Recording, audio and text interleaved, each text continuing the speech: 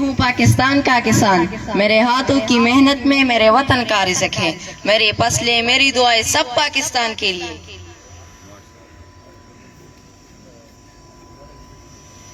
मैं एक पाकिस्तान का सिपाही हूँ, मैं सरहदों का पहरेदार हूँ। मैं अपनी जान दूंगा मगर अपने वतन पर आंच न आने दूंगा। मेरा लहू, मेरी जान सिर्फ पाकिस्तान के लिए है।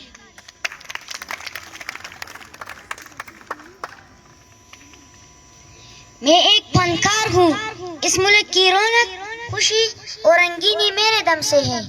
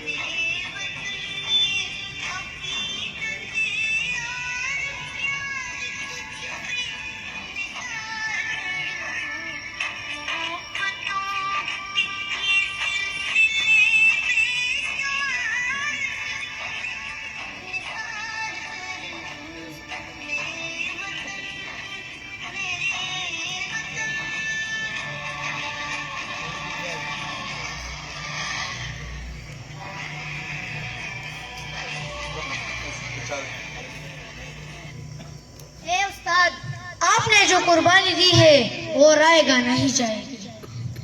हम इस इल्म के चिराग को यूं ही जलाएंगे, हम अपने वतन को संवारेंगे। हम इस वतन के रखवाले हैं। पाकिस्तान जिंदाबाद।